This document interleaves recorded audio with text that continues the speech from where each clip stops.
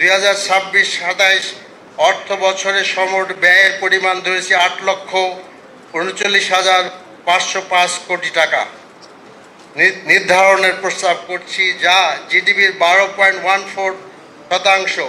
2026-27 অর্থবর্ষের প্রস্তাবিত বাজেটে প্রাকৃত বাজেটের ঘাটতি পরিমাণ দাঁড়াবে 1,68,329 কোটি টাকা, যা জিডিপির 2.43%। এখানে আমি উল্লেখ করতে চাই যে 2025 এবং 26 অর্থ বছরের বাজেটের মোট ঘাটতির প্রাক্কলন করা হয়েছে 2,21,000 কোটি টাকা।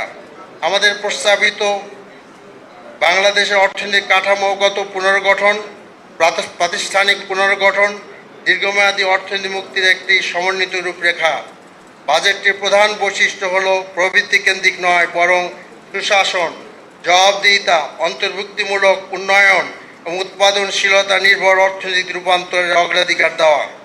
বিশেষভাবে এনবিআর দুদকের পুনর্গঠন, কর ব্যবস্থার ডিজিটালাইজেশন, স্মার্ট সোশ্যাল সিকিউরিটি নম্বর এবং করজাল সম্প্রসারণ, দুর্নীতিবিদ্ধ প্রাতিষ্ঠানিক সংস্কারকে রাজস্ব বৃদ্ধির মূল চালিকা শক্তি হিসেবে বিবেচনা করা হয়েছে, যা প্রচলিত কর হার বৃদ্ধি নির্ভর একটি বিকল্প দৃষ্টিভঙ্গির উপস্থাপন করে।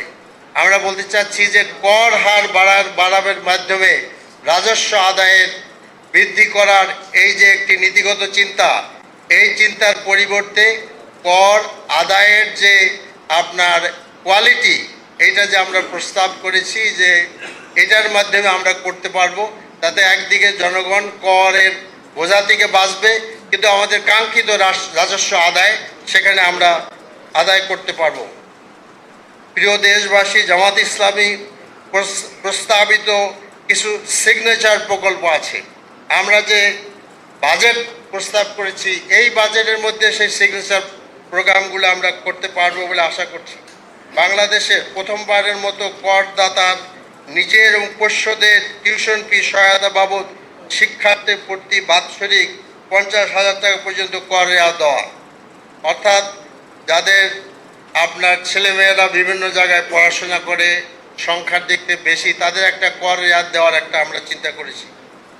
আবারও প্রথমবারের মতো করদাতা পোষ্যদের পরিবারের সকল সদস্য মাথা পিছু বার্ষিক 50,000 টাকা পরিমাণ দেওয়া, অর্থাৎ আপনার পরিবারের সদস্য সংখ্যা 5 জন হলে আপনার সর্বনিম্ন কর পোষ্য আয় 4,50,000 প্লাস 2,50,000, অর্থাৎ 70 লাখ টাকা।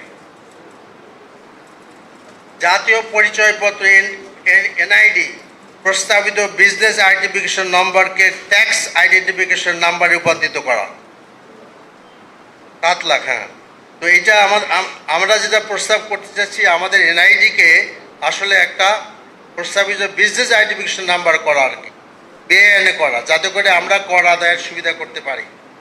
এরপরে আপনার স্মার্ট সোশ্যাল সিকিউরিটি নাম্বার প্রবর্তন করা, ন্যূনতম করযোগ্য আয় 4,50,000 টাকা, যা পর্যায়ক্রমে 6,000 টাকা উন্নীত করা হবে, 6 লাখ টাকা উন্নীত করা হবে। সর্বনিম্ন করের হার 5% পুনর্স্থাপন করা।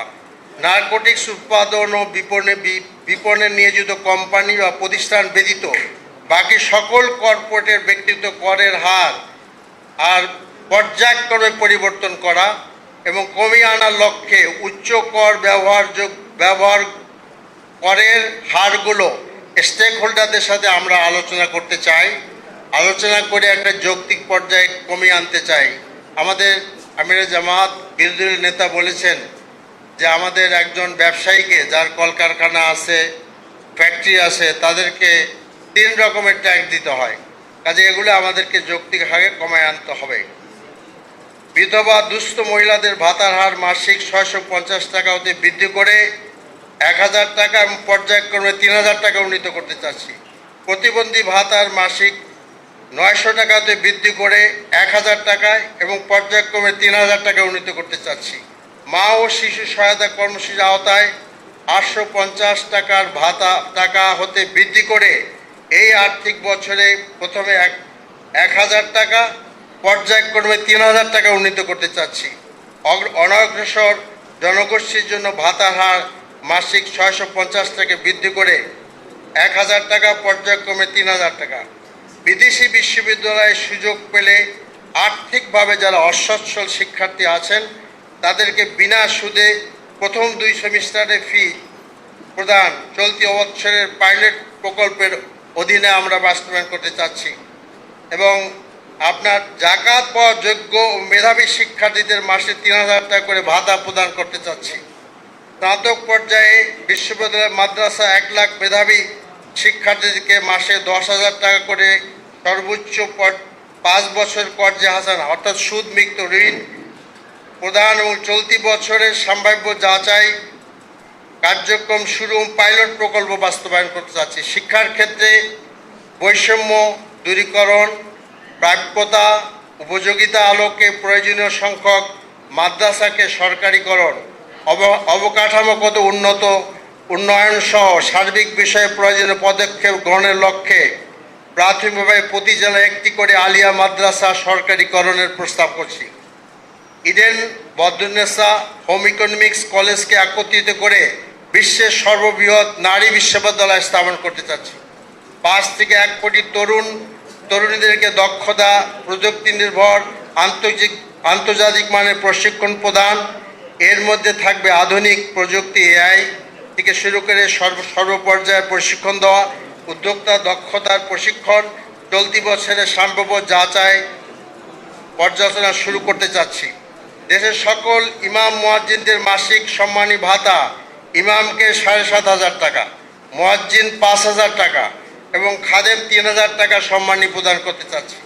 শিক্ষা, স্বাস্থ্য, অবকাঠামো খাতে 5 বছরে বিদ্যমান এডিবির অতিরিক্ত 1 লক্ষ কোটি টাকা করে মোট 3 লক্ষ কোটি টাকা বিনিয়োগের লক্ষ্যে চলতি বছরে প্রাক সম্ভাব্য যাচাই কার্যক্রম শুরু করতে চাচ্ছি। প্রিয় দেশবাসী, একই সঙ্গে বাজেটটি শিক্ষা, মানব সম্পদ উন্নয়ন, কর্মসংস্থান সৃষ্টি, কৃষি, ক্ষুদ্র মাঝারি শিল্প, রপ্তানি, বহুমুখীকরণ। আমরা এখন একটি মাত্র জায়গায় রপ্তানিকে রেখেছি, সেটা হলো আমাদের গার্মেন্টস। এইটাকে আমাদের ডাইভার্সিটি করতে হবে, কারণ এই সুযোগ বেশি দিন আমাদের থাকবে না। আর্থিক খাত সংস্কারকে গুরুত্ব দেওয়া যায়, পাশাপাশি উচ্চ মুদ্রাস্ফীতি, বিনিয়োগের স্থবিরতা, ব্যাংকিং সংকট, নিম্ন রাজস্ব জিডিপি অনুপাত বর্তমান বাস্তবায়নে বাজেটের প্রয়োজনীয়তা নিহিত রয়েছে বলে আমরা দৃঢ়ভাবে বিশ্বাস করি। অর্থনীতিতে আস্থা পুনরস্থাপন, প্রাতিষ্ঠানিক সক্ষমতা বৃদ্ধি, বৈষম্য হ্রাস, টেকসই প্রবৃদ্ধি ভিত্তি নির্মাণে এই বাজেট ভূমিকা রাখবে বলে আশা করি। আমাদের বাজেট ভাবনা প্রস্তাবে অর্থনৈতিক ব্যবস্থাপনাকে রাজনৈতিক পৃষ্ঠপোষকতা ও অদক্ষতা থেকে বের করে স্বচ্ছতা, দক্ষতা, ন্যায়ভিত্তিক সম্পদ বন্টনের মাধ্যমে একটি অধিকতর প্রতিযোগিতামূলক ও অন্তর্ভুক্তিমূলক অর্থনৈতিক কাঠামো প্রতিষ্ঠার প্রচেষ্টা রয়েছে। শিক্ষা ও প্রযুক্তি, স্বাস্থ্য, সামাজিক নিরাপত্তা খাত, সাধারণ সোশ্যাল ইনফ্রাস্ট্রাকচার নির্মাণ করে, অথচ বিগত বাজেটগুলো তার গুরুত্ব তুলনামূলক কম ছিল। জনগণকে বোঝা হিসেবে চিন্তা না করে জনগণকে জনসম্পদে রূপান্তর করতে পারলে তরুণদেরকে সামনে রেখে বাজেট আলাদা গুরুত্ব দেওয়া হয়েছে। প্রিয় দেশবাসী, নিয়মতান্ত্রিকভাবে মহান জাতীয় সংসদে বাজেট উপস্থাপিত হবে।